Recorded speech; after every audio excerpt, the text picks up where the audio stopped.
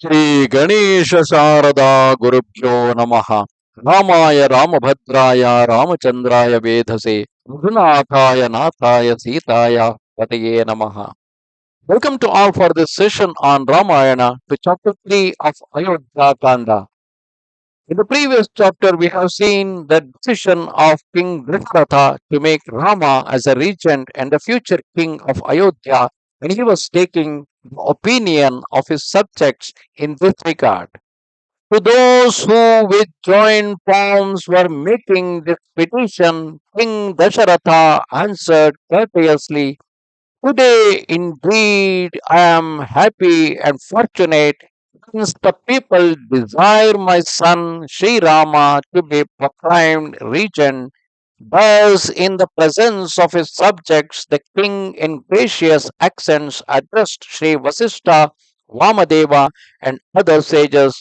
In this month of Chaitra, when the woods are beautiful with flowering trees, be pleased, O holy ones, prepare all things for the installation of my son as heir parent. After the king had spoken, the people applauded, and when the shouts of acclamation had died away, the monarch addressed the mighty sage Vasista, saying, O blessed Lord, it is it is meet that you order those things needful for the coronation ceremony. Then Sri Vasishta commanded the ministers in attendance to provide gold, gems, unguents, garlands, and white flowers, parched rice, honey, and clarified butter in separate vessels. Also, new clothes, chariots, weapons of all kinds, complete army, elephants free from any imperfection, white flags, a white canopy, kar- charmaras, tamaras, 100 vessels of gold shining like fire, bulls with gilded horns, lion skins, and other requisites. Then the sage Vasista commanded them, saying, place all these in the king's sacred pavilion. Let every gate in the capital and the private apartments of the palace be decorated with garlands and sandalwood, and let fragrant incense be kindled everywhere. To you, accomplished ministers, provide sweet and health giving foods, milks, and curds in attractive dishes sufficient to feed 100,000 Brahmins.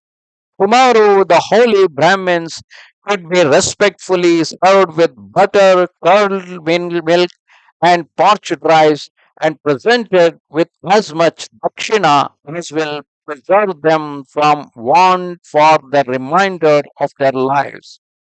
Tomorrow, early in the morning, the peace chant should be recited. Therefore, let the holy Brahmins be invited and their seats prepared.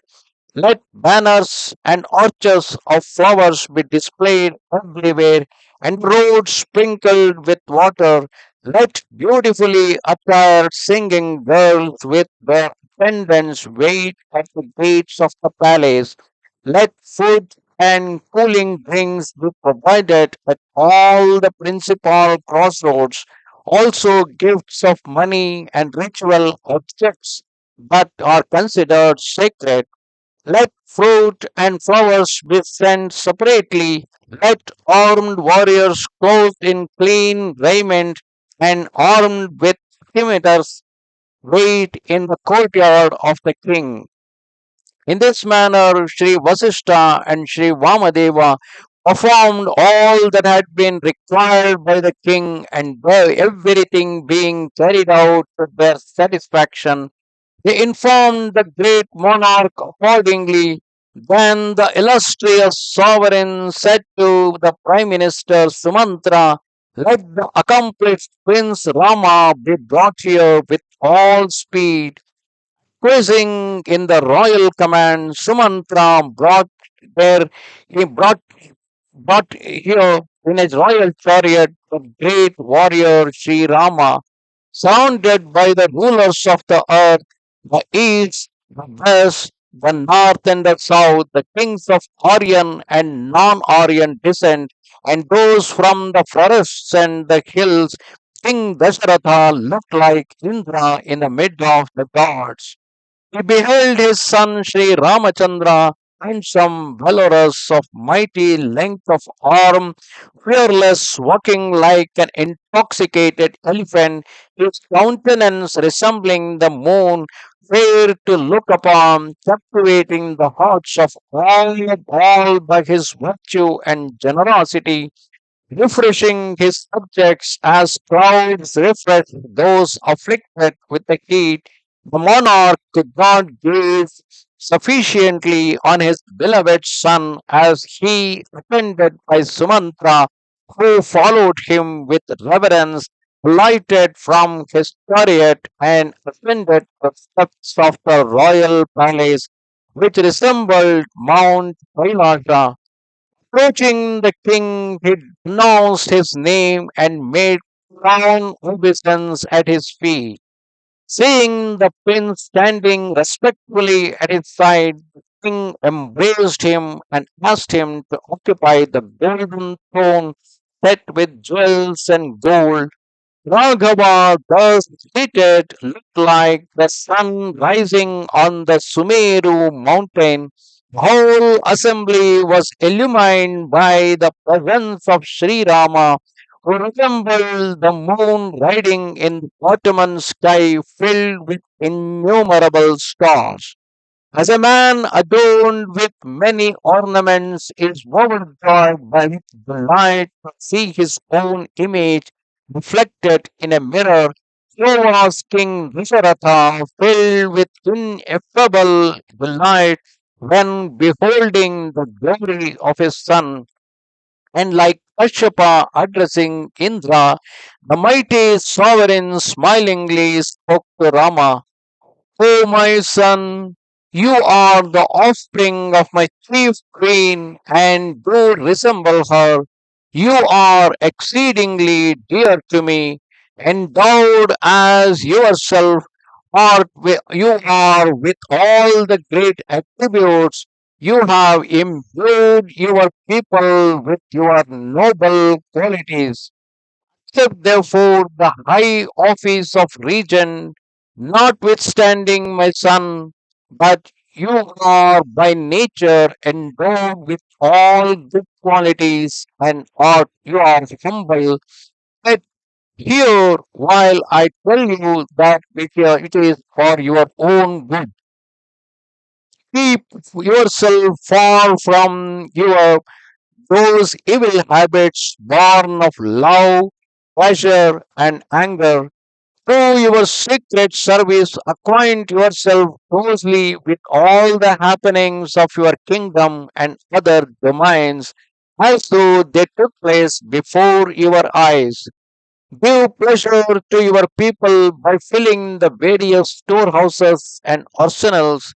O Prince, that sovereign who rules his subjects with due regard to their happiness causes his friends rejoice like the gods who have drunk the nectar of immortality. Wherefore, O my child, conduct yourself with a mind fully subdued.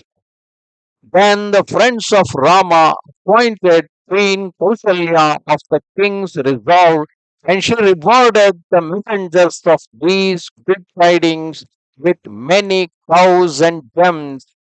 Sri Rama, hearing the king's words, answered, So be it, and going to the gate monarch left the palace in his chariot, the people greeting him with joy as he passed by. Satisfied with the sovereign's decree, they acclaimed him with salutations and returning to their homes worshipped their gods, propitiating them so that no impediment should arise in the installation of Sri Rama as regent. Thus ended chapter 3 of Ayodhya Kanda in Ramayana. And in this part, after the public opinion being considered, Dasharatha announced that Rama will be the regent and asked Vasishtha to go ahead with the coronation ceremony and also invited Sri Rama and told him few words to be as a future king. Namaste Sharada Devi Kashmira Puravasini Twamaham Prarthaye Nityam Vidya Danancha Dehime. Bye.